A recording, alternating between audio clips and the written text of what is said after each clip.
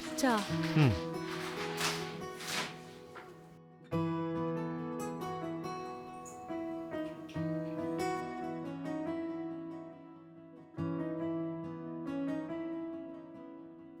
চাটা তো বেশ ভালোই বানিয়েছেন আপনি। থ্যাংক ইউ স্যার, আমি গিয়ে জলখাবার বানাচ্ছি।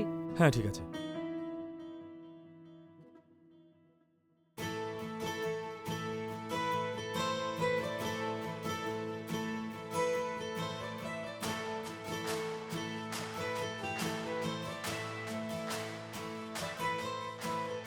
হুম হুম লুচিটা খুব ভালো কিন্তু। থ্যাঙ্কস।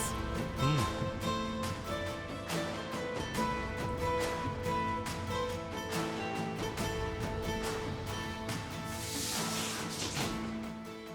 এবার শুনবেন, হ্যাঁ স্যার। আপনার কাজ কি শেষ হয়ে গেছে? হ্যাঁ হয়ে গেছে স্যার, আমি বাসন ধুচ্ছিলাম। এখন আপনি গিয়ে এবার সন্ধ্যেবেলায় ফিরে আসবেন তাই তো? হ্যাঁ চলে আসবো স্যার। আপনি সন্ধেবেলাতেই ফিরবেন তো? না, আজকে আসতে আমার একটু দেরি হবে। ও বাড়ির চাবিটা আমি আপনাকে দিয়ে যাচ্ছি। বাড়ির কাজকর্মগুলো হয়ে গেলে রুমটা লক করে চাবি ওয়াচম্যানকে দিয়ে আপনি চলে যাবেন। সন্ধ্যেবেলা আসার সময় আমি ওয়াচম্যানের থেকে চাবিটা নিয়ে নেব। প্রত্যেকদিন এইভাবেই আপনি কাজ করে চাবিটা ওয়াচম্যানকে দিয়ে চলে যাবেন। আচ্ছা ঠিক আছে স্যার। আচ্ছা ঠিক আছে, আমি চললাম। আচ্ছা।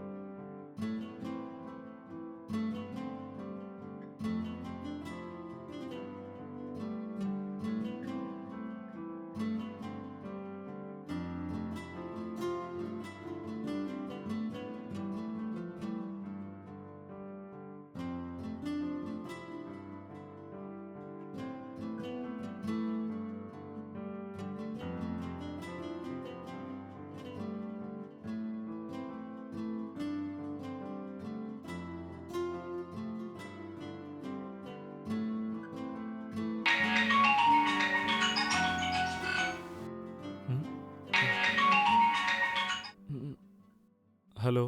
হ্যাঁ বলো মা। আরে কিরে, কেমন আছিস তুই? ভালো আছিস তো? হ্যাঁ মা, ঠিক আছে আমি একদম। তুমি কেমন আছো? আমি ভালোই আছি। আচ্ছা এটা বল যে তুই খেয়েছিস? হ্যাঁ এক্ষুনি খেলাম আমি। আর কতদিন হোটেলের খাবার খাবি বলতো? হোটেলের খাবার বেশি খেলে অসুস্থ হয়ে পড়বি। আর যদি বিয়ে করিস তাহলে বাড়ির খাবার খেতে পারবি। আরে মা, আমি কাজকর্ম করার জন্য একজনকে রেখে নিয়েছি, আর সে খাবার দাবার বেশ ভালোই বানায়। সকালের জল খাবার আর রাতের ডিনারটাও বেশ ভালোই বানাচ্ছে। আমি জাস্ট এক্ষুনি খেয়ে উঠে শোবার জন্য এসেছিলাম। তুমি খামোখা আমার জন্য চিন্তা করছো মা।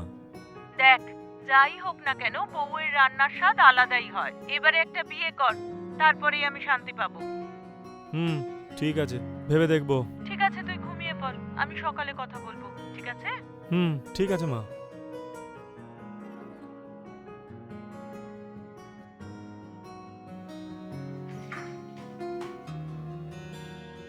ঠিক আছে ঠিক আছে।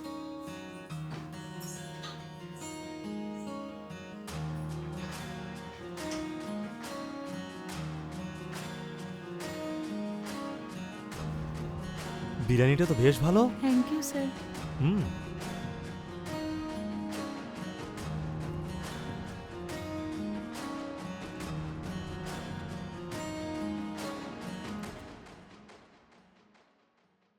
স্যার হ্যাঁ বসো। না ঠিক আছে স্যার, কোনো ব্যাপার নয়। বলুন স্যার, আপনি কিছু বলতে চান? আরে প্রথমে একটু বসো না। আচ্ছা ঠিক আছে। তুমি আমার কাছে কাজ করছো ঠিক আছে, কিন্তু তুমি নিজের ব্যাপারে আমাকে কিন্তু কিছুই বলনি। স্যার, আমি ৮-১০ বছর ধরে পদ্মদিদির বাড়ির পাশেই থাকি। আমার স্বামী ১ বছর আগে একটা অ্যাক্সিডেন্টে মারা গেছে। তারপর থেকেই বাড়ির কাজ করে উপার্জন করি। গত মাস পর্যন্ত পাশের বাড়িতে আমি কাজ করতাম। ওই বাড়ির মালিক আমার সঙ্গে খুব খারাপ ব্যবহার করত। তারপর থেকে ওই বাড়িতে কাজ করা ছেড়ে দিয়েছি আমি। অনেক দিন ধরে আমি একটা ভালো চাকরি খুঁজছিলাম কিন্তু পাইনি। তারপরেই পদ্মদিদি আপনার বাড়িতে কাজ করার কথা বলল, তাই আমি রাজি হয়ে গেলাম। আচ্ছা, তোমার কোনো বাচ্চা আছে নাকি? না স্যার, আমার বিয়ে হয়েছিল মাত্র ২ বছর। ১ বছর আগেই আমার স্বামী মারা যান স্যার। আচ্ছা, তো এই ব্যাপার।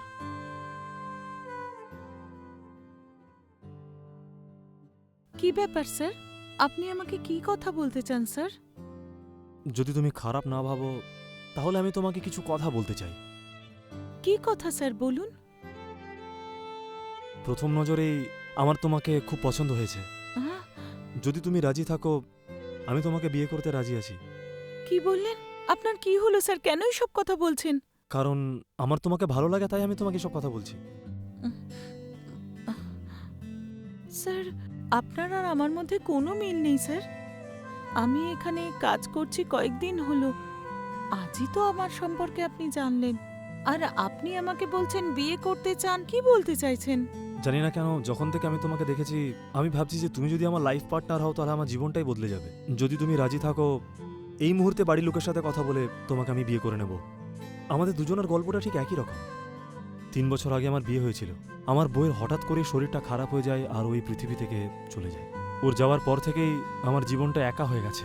আমার বাড়ির সবাই আমাকে আরেকটা বিয়ে করার জন্য টর্চার করছে, কিন্তু আমি রাজি ছিলাম না। যখন থেকে আমি তোমাকে দেখেছি তখন থেকে ভালোবেসে ফেলেছি তোমাকে। স্যার, হঠাৎ করে আপনি এইসব কথা বলছেন, তাই কি বলবো বুঝতে পারছি না স্যার। আমার স্বামী মারা যাওয়ার পর আমি খুব ভেঙে পড়েছি। আমার আপনজন বলে কেউ নেই স্যার। যদি আপনজন কেউ থেকে থাকে তো পদ্মদিদি। এইসব ব্যাপারে আপনি পদ্মদিদির সঙ্গেই কথা বলুন। পদ্মদিদি আমার কাছে নিজের দিদির থেকেও অনেক বড়। পদ্মদিদি যা বলবেন আমি তাই করব। ঠিক আছে, আমি এইসব ব্যাপারে দিদির সাথে কথা বলে নেব।